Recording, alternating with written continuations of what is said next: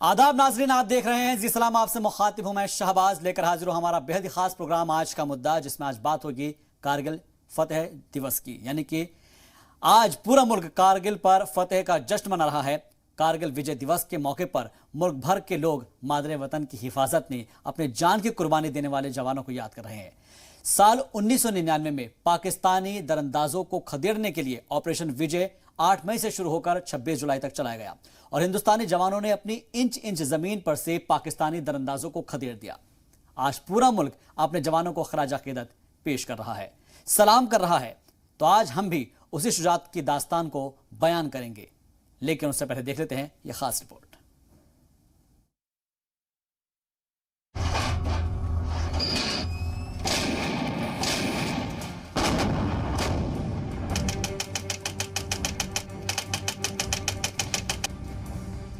वो तारीख जब कारगिल की ऊंची पहाड़ियों पर पाकिस्तानी दरअंदाजों और फौजियों ने कब्जा कर लिया था, जिसके बाद 18,000 फीट की ऊंचाई पर तिरंगा लहराने के लिए हिंदुस्तानी जांबाजों ने ऑपरेशन विजय की तारीख रकम की।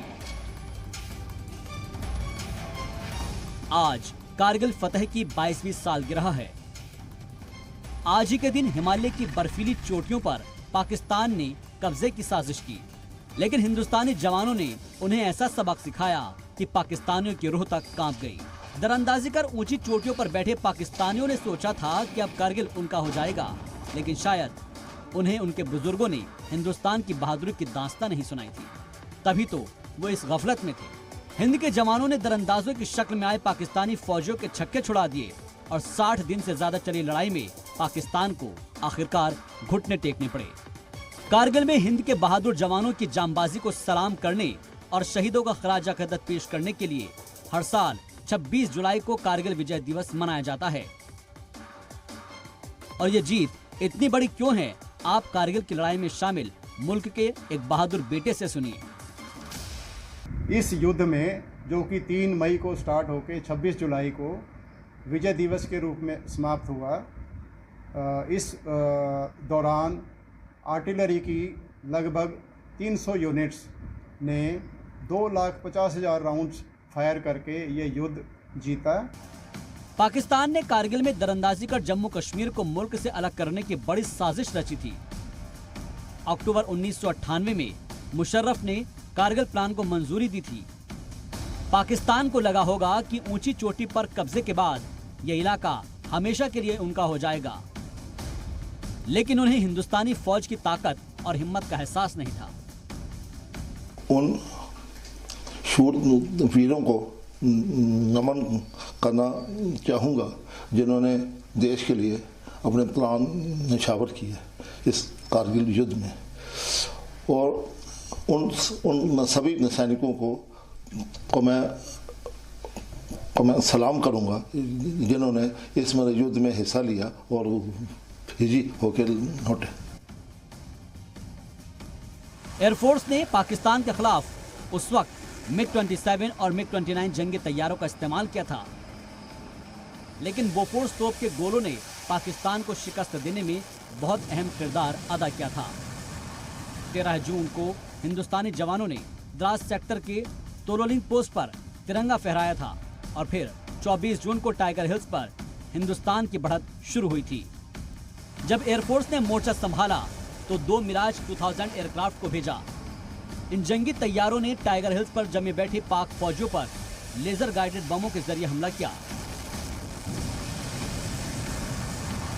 टाइगर हिल्स पर तिरंगा लहराया और आखिरकार 26 जुलाई को पाकिस्तान के कब्जे से आखिरी चोटी भी छीन ली गई। आज मुल्क के लिए उन बहादुर बेटों को याद करने का दिन है जिन्होंने अपनी जान की बाजी लगाकर हिंदुस्तान का ताज बचा लिया।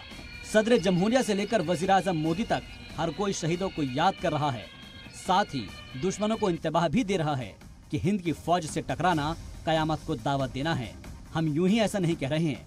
साल 1948 से लेकर 1999 तक हिंदुस्तान और पाकिस्तान के बीच 4 बार लड़ाई हुई और हर बार मुल्क के बहादुर जवानों ने अपनी ताकत, हिम्मत और बहादुरी से दुश्मनों की अकल ठिकाने लगाई। हिंदुस्तान का तिरंगा हर बार बुलंद हुआ और हर बार पाकिस्तान की फौज शिकस्त खाई। हर बार हमने फतह हासिल की है और हर बार हम ही जीतेंगे। ब्यूरो रिपोर्ट, जी मीडिया।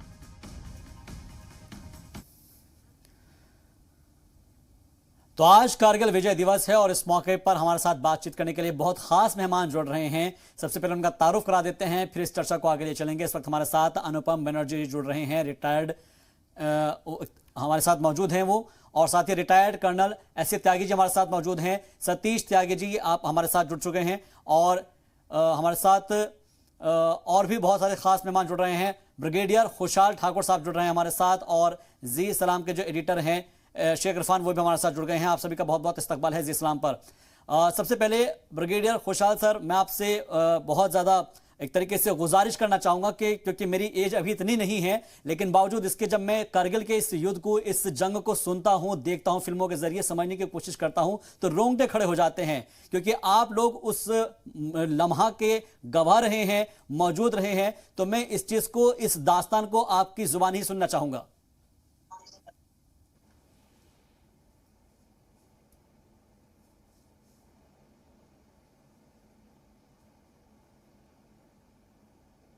खुशहाल सर,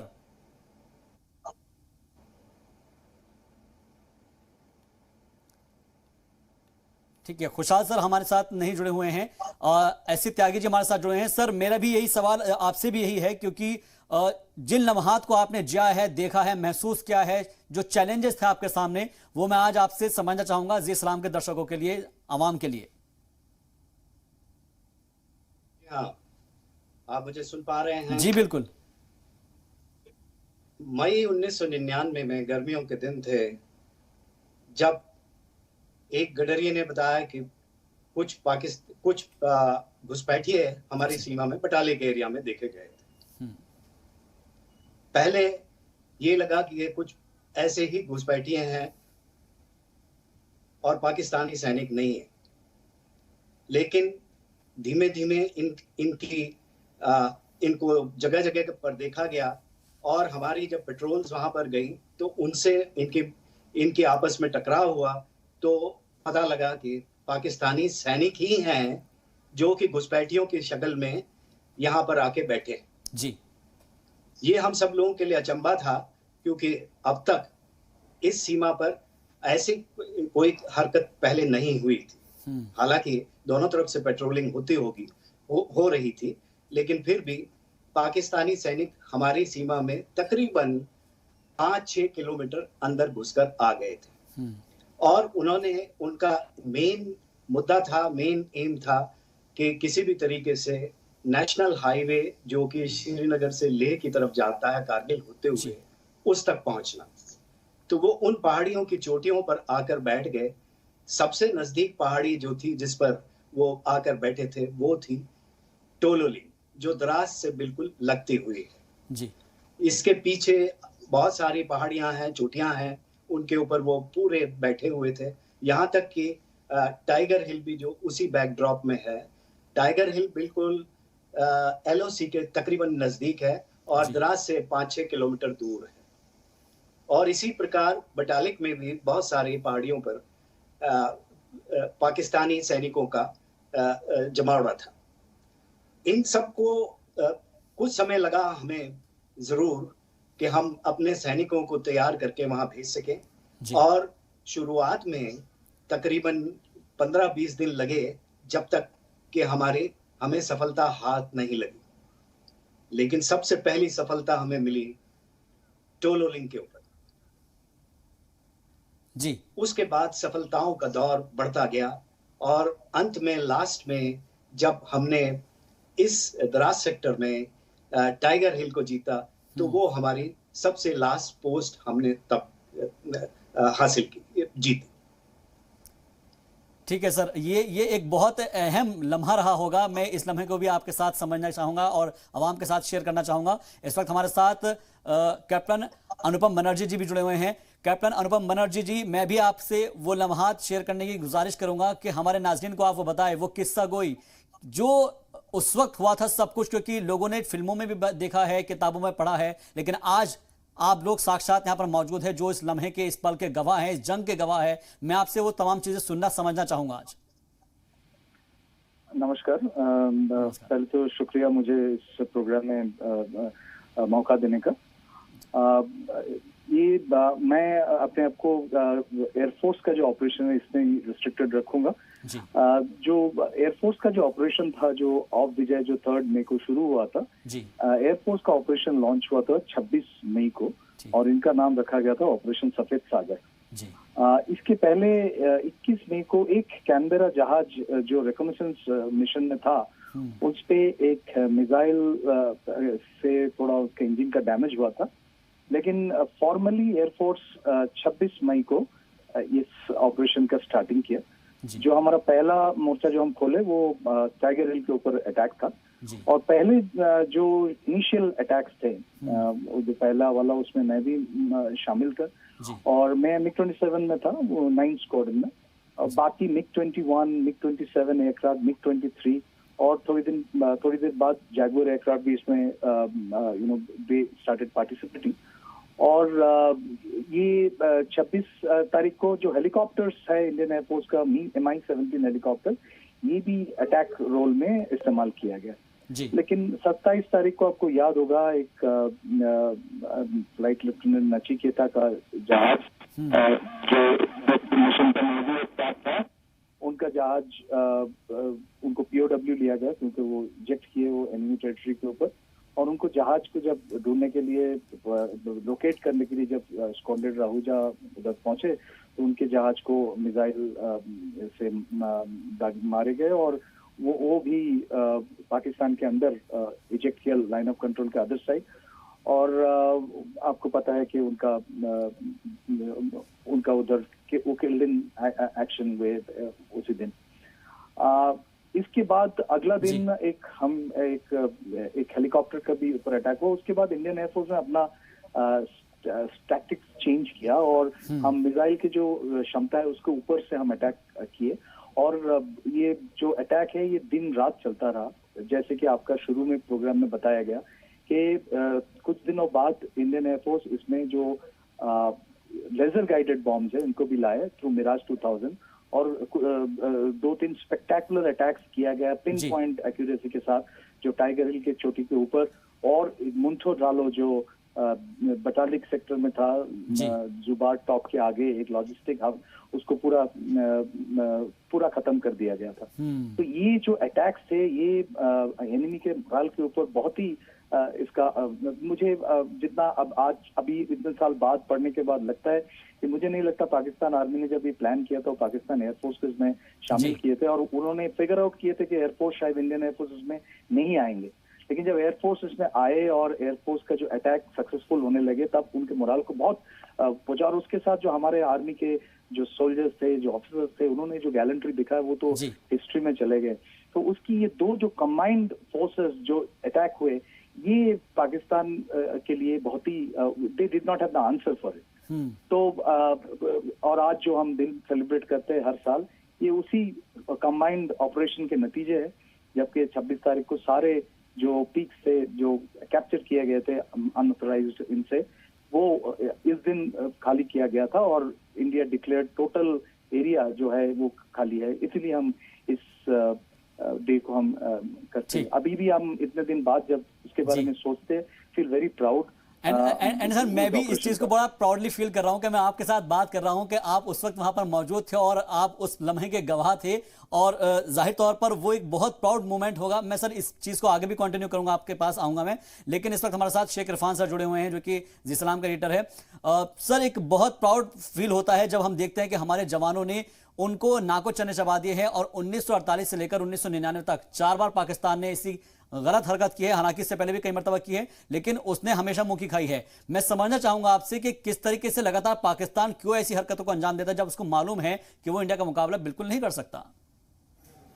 देखिए Shahbaz, we are really very grateful to our soldiers, लेकिन यहाँ पे मैं एक बात ये कहना चाहूँगा कि money is no substitute, I repeat, money is no substitute to emotions.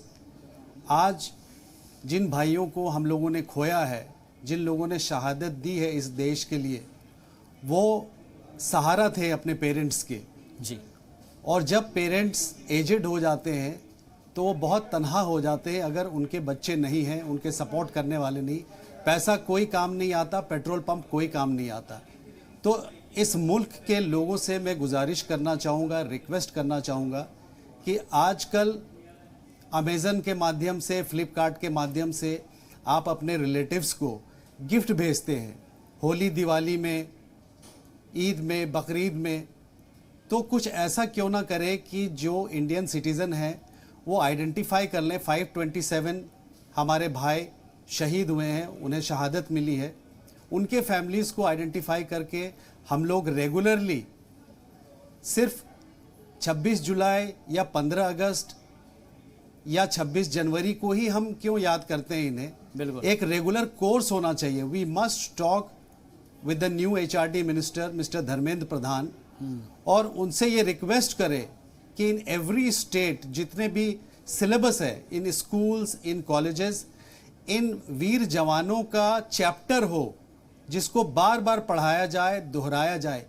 आप एक बात तसव्वुर कीजिए कि जो लोग शहादत दे रहे हैं, जो लोग बलिदान कर रहे हैं, अपने आप को सैक्रिफाइस कर रहे हैं इस मुल्क के लिए, क्या वो एक ऐसे मुल्क के लिए अपनी जिंदगी को दांव पे लगा रहे हैं जहां पे लोग धर्म के वजह से एक दूसरे को मार रहे हैं, कास्ट के वजह से एक दूसरे को मार रहे हैं?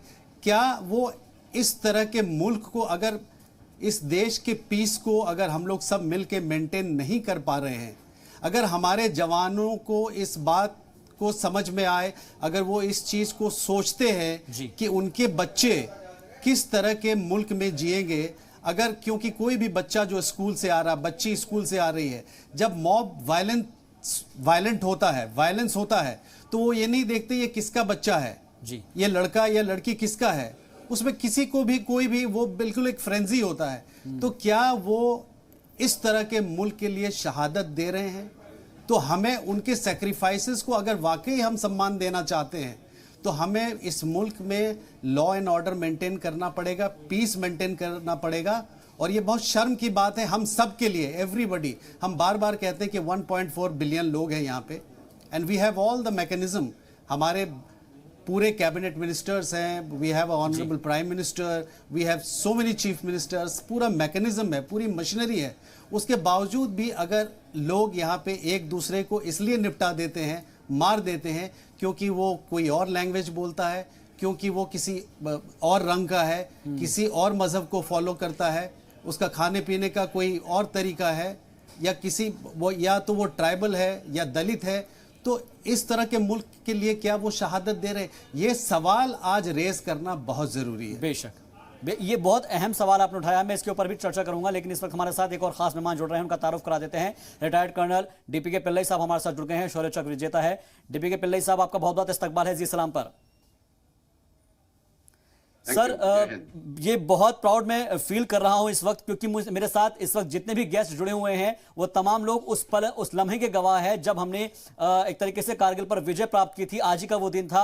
आप तमाम खास मेहमान हमारे साथ जुड़े हुए हैं, लेकिन पिल्लई सर मैं आपसे समझना चाहूंगा कि पाकिस्तान को नाको चने चबाने के लिए किस तरह की प्लानिंग की गई थी, क्योंकि मुझे जिस तरह की जानकारी है कि आपने उस प्लानिंग के अंदर हिस्सा लिया था कि ताकि जो हमारी फोर्स है वो अच्छे तरीके से स्ट्रेटेजी तैयार कर सके और जो दुश्मन मुल्क है या फिर दुश्मन है, फौज है, उसको पानी पिला सके। लड़ाई में हिस्सा लेने का मुझे भाग्य नहीं मिला था। मेरे को ऑलरेडी मणिपुर में 4 गोली लगा हुआ था और मैं हॉस्पिटल में इलाज चल रहा था जी। मगर 2006 में मैं कारगिल रिव्यू कमेटी एंड जो उसके बाद जो ग्रुप ऑफ मिनिस्टर्स हुआ था उसको मैंने रक्षा मंत्रालय में प्लानिंग ऑफिसर के तौर पे मैंने एग्जामिन करके उसका जो हैंडलिंग पूरा किया था मैंने, और जो एम्पावर कमेटी बना था जी उसको हैंडल किया था मैंने जी।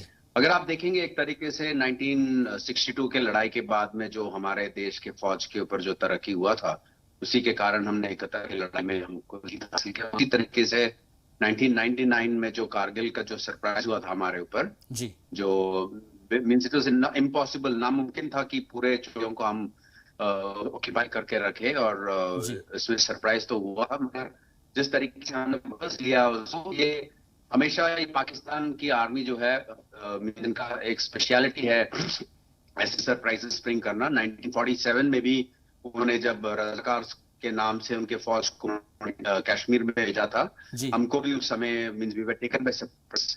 तो उसके बात मुकम्मल नहीं हो पाई है क्योंकि कुछ तकनीकी खामियों की वजह से पिल्लई सर का जो वीडियो ऑडियो है वो हम तक नहीं पहुंच पा रहा है। उनसे जुड़ने की फिर से कोशिश कर रहे हैं। ठीक है, पिल्लई सर जुड़ रहे हैं और उनसे बार बार हम ये समझने की कोशिश कर रहे हैं कि आखिर किस तरह की जो आपने रिपोर्ट सौंपी है उसमें प्लानिंग कैसे की गई थी और किस तरीके से जो दुश्मन को धूल चढ़ाई गई थी। ठीक सर, आप अपनी बात मुकम्मल कर सकते हैं। तो 1947 में भी उन्होंने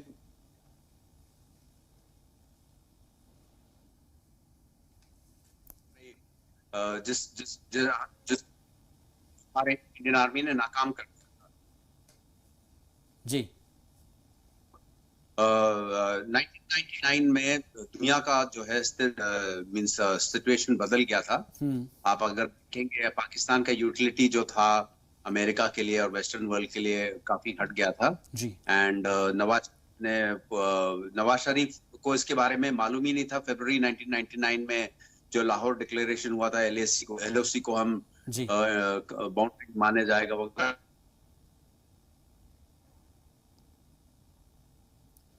मुकम्मल तरीके से बात नहीं हो पा रही है कुछ टेक्निकल इशू की वजह से। इस पर हम आगे भी गुफ्तगू को बढ़ाएंगे और समझने की कोशिश करेंगे क्योंकि कारगिल विजय दिवस को लेकर हम लगातार चर्चा कर रहे हैं और इस समझने की कोशिश कर रहे हैं कि उस वक्त कैसे हालात रहे होंगे, उस वक्त कैसा मंजर रहा होगा। क्योंकि आज हम 22 साल बाद जब इस कारगिल विजय दिवस को मना रहे हैं तो उस 22 साल पहले के मंजर को याद करना होगा और उस मंजर के चश्मदीद या फिर कहने के उस मंजर के गवाह इस वक्त हमारे साथ मौजूद है। जी इस्लाम पर लगातार ये कवरेज जारी है। एक मुख्तसर सा वक्फा, जल्द हाजिर होंगे।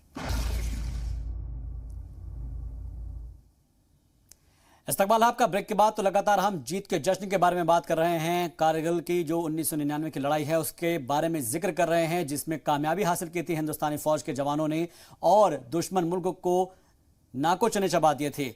इस पर बात करने के लिए तमाम खास मेहमान हमारे साथ जुड़े हुए हैं। इस वक्त हमारे साथ जी सलाम के एडिटर जुड़े हुए हैं, उनका रुख कर लेते हैं और उनसे समझने की हम कोशिश करेंगे कि जिस तरीके के लगातार जो हमारे जो पैनल पे बैठे हुए तमाम लोग हैं उनका वो जब जिक्र कर रहे हैं तो उन्होंने सीधे तौर पर बताया है कि एक बहुत अहम लम्हा था कि जब अचानक से ये सब कुछ हो रहा था और पाकिस्तान अंदर अंदर इसकी साजिश रच रहा था।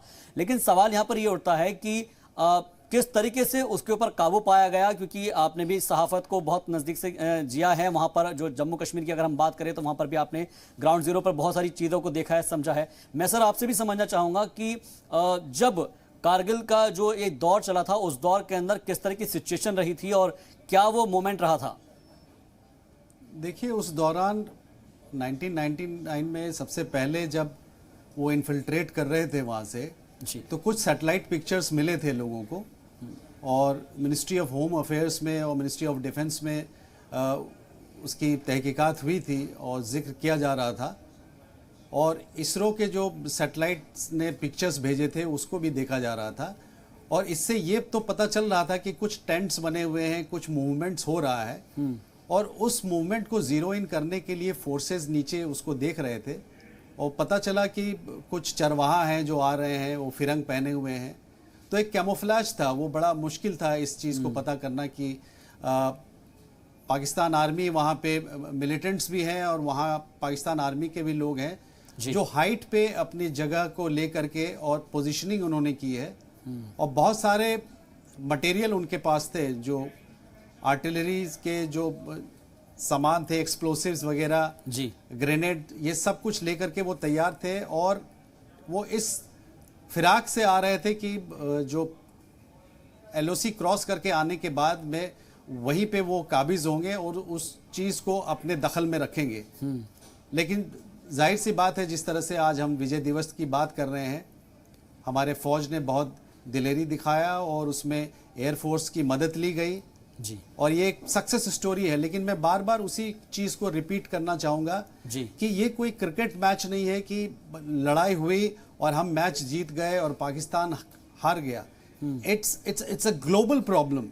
ये जो चीज़ है, पाकिस्तान एक एपी सेंटर बना हुआ है, साउथ एशिया के पीस को हिला रहा है। वो कश्मीर को एक बोन ऑफ कंटेंशन बना करके, क्योंकि बॉर्डर क्रॉस करके पाकिस्तान से लोग इधर आए थे जी। और जाहिर सी बात है कि ये एक मॉरल रिस्पॉन्सिबिलिटी है गवर्नमेंट ऑफ इंडिया का and every citizen of this country कि हम इस तरह के जो इन्फिल्ट्रेट करते हैं हमारे देश में, जो आते हैं, जो ये मंसूबा लेके आते हैं कि हमें वहाँ पे नुकसान पहुँचाना है जी, तो ये हम सब की जिम्मेदारी है कि उनको खदेड़ के आगे भगाएं।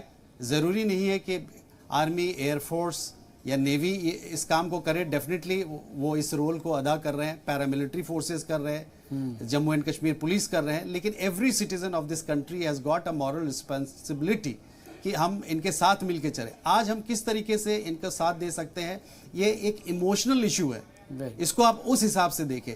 527 brave soldiers we have lost, they are part of our family.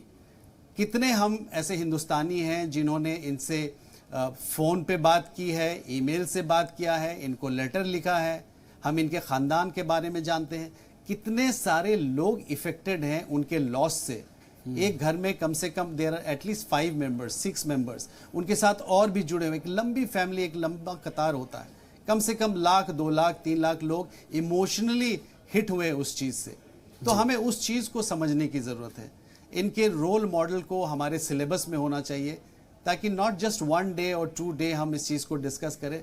जिस तरीके से हमारे प्रधानमंत्री जी ने कहा कि all through the year, every day we must remember them, salute them, respect them, और उनकी फैमिली के साथ हम एसोसिएट हो, उनसे हम इमोशनली एक साथ जुड़े, कैसे हैं वो ये पूछे, क्योंकि एक एज होता है, you know, after you cross 60 एक इमोशनल बॉन्डिंग, एक इमोशनल रिक्वायरमेंट होता है, जहाँ पे बच्चे पूछे कि दादाजी आप कैसे हैं, नाना जी आप कैसे हैं, अंकल आप कैसे हैं, आपने खाया, आपने पिया, आपने दवाई ली या नहीं ली। उस वक्त पैसे की ज़रूरत नहीं होती, वो एक ऐसा लम्हा होता है जिस वक्त आप you need lot of love from this country.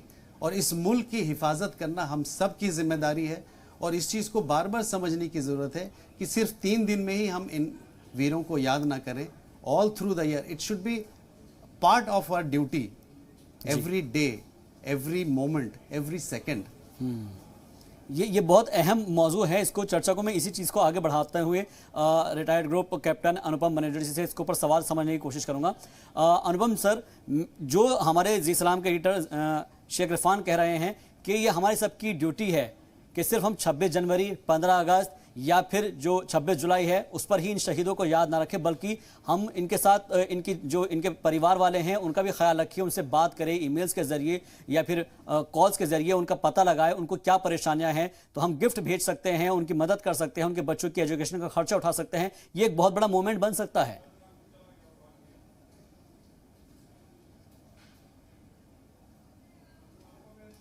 Captain अनुपम हमको नहीं सुन पा रहे हैं, उनसे हमारा राब्ता टूट गया है, फिर से जुड़ने की हम कोशिश करेंगे।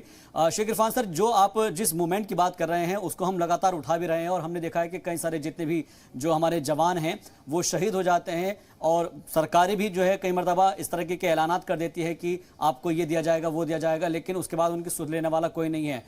इस प्रोग्राम को खुद आपने कई मरतबा किया भी है, और हमेशा हम जय हिंद जनाब में इस मुद्दे को उठाते भी हैं। एक बहुत अहम इशू है, तो क्या लगता है कि इस इशू को, इस जो मशाल आपने जलाई है, इसको आखिरी अंजाम तक हम पहुंचा कर रहेंगे? देखिए, ये एक इमोशनल मसला है, और ये एक हर हिंदुस्तानी के साथ जुड़ा हुआ है। अगर मुल्क है तो हम हैं, अगर मुल्क नहीं तो हम नहीं। और उसी जज्बे के साथ हम लोगों ने, जी ग्रुप ने, जी सलाम ने जय हिंद जनाब प्रोग्राम लाया है, और जितने भी लोग हैं पीपल इन द फोर्सेस, उन सब के फैमिलीज़ के साथ हम लोग जुड़ने की कोशिश कर रहे हैं और जुड़ भी रहे हैं। बहुत सपोर्ट मिल रहा है, बहुत सारे सीनियर पॉलिटिकल लीडर्स हैं वो कोऑपरेट कर रहे हैं, फ़ोन आ रहा है उनका, और जितने भी लॉ अबाइडिंग सिटीजन्स हैं वो सब के सब जुड़ रहे हैं जी के साथ, जी ग्रुप के साथ। And I am really very proud to tell कि I am a Muslim and I am an Indian, और मुझे बहुत अच्छा लग रहा है कि इतना प्यारा मुल्क है हमारा, ये मादरे वतन है हमारा, और हम सब मिल के इस चीज़ को बचा रहे हैं। जो आज़ादी हमें मिली है 1947 में, जिस हिसाब से जितने लोगों ने शहादत दी है, कुर्बानियाँ दी है, बलिदान दिया है, हमें इस मुल्क को बहुत हिफाजत से रखना है और लॉ एंड ऑर्डर को मेंटेन करके रखना है।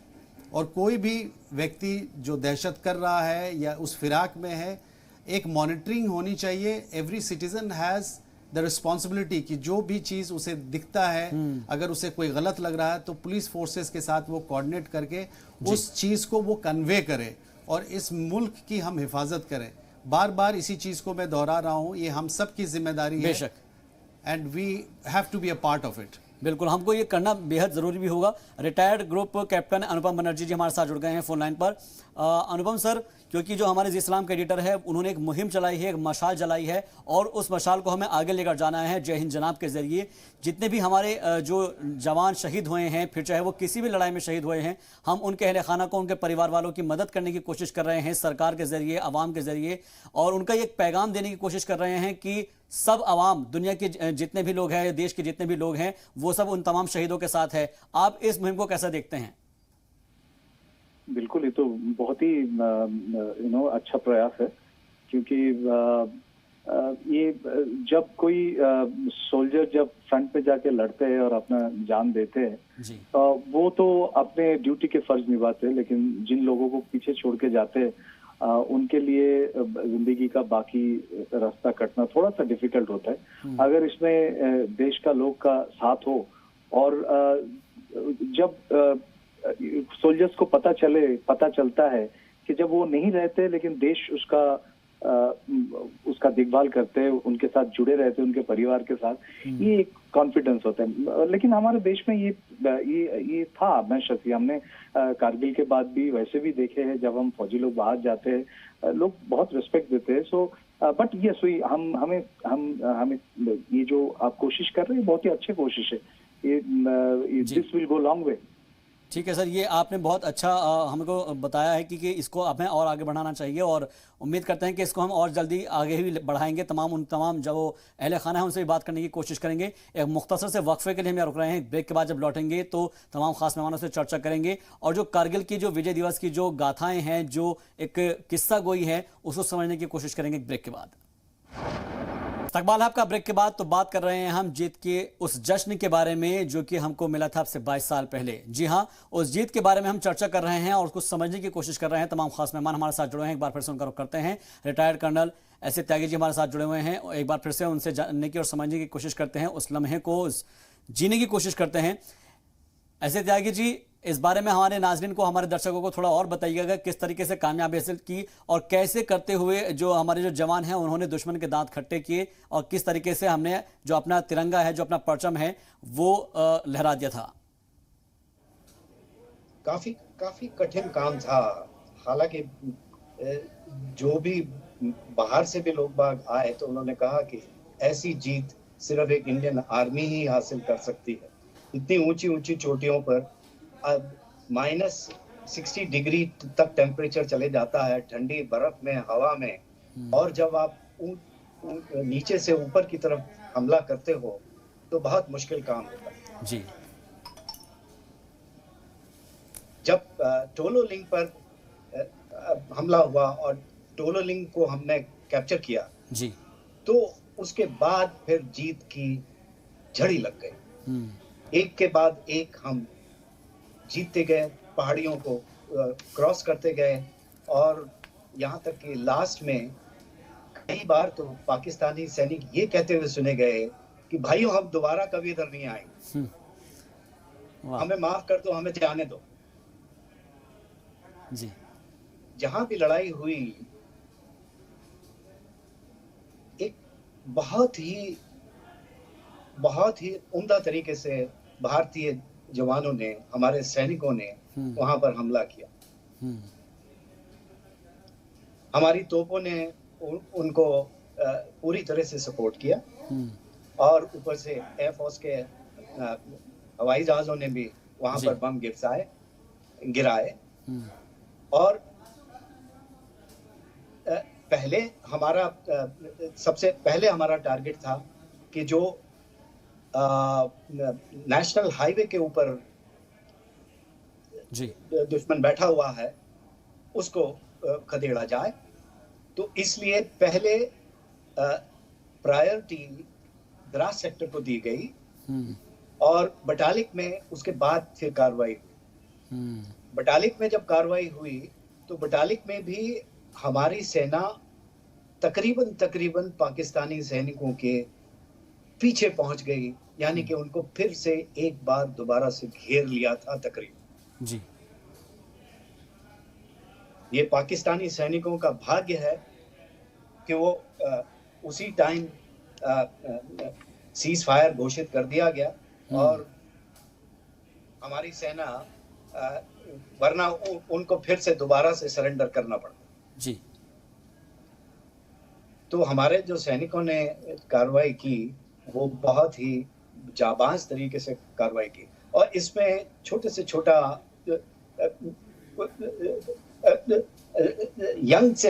यंगर लॉट ने बहुत ही जोश दिखाकर उन पाकिस्तानी सैनिकों को पीछे खदेड़ा। जी त्यागी सर, मैं एक चीज़ और समझना चाहूँगा आपसे कि जिस वक्त यहाँ पर अटैक हो रहा था, आपकी तरफ से भी कार्रवाई की चल रही थी, वहाँ से जो दुश्मन मुल्क है या दुश्मन फौज थी वो भी अटैक कर रही थी, और क्योंकि ये बताया जाता है कि जब चढ़ाई करते हुए आप अटैक करने की कोशिश करते हैं, ऊपर से फिर आपके ऊपर अटैक किया जा रहा है क्योंकि दुश्मन ऊपर बैठा हुआ है चोटी के ऊपर, तो उस चैलेंज को कैसे उसका सामना किया गया? और दूसरी बात ये कि क्योंकि जब दुश्मन मर जाता है तो उसके जो बॉडी होती है उसमें हो सकता है कोई एक्सप्लोजिव भी हो सकता है, कुछ बम भी हो सकते हैं, उस चीज़ से भी कैसे निपटा गया?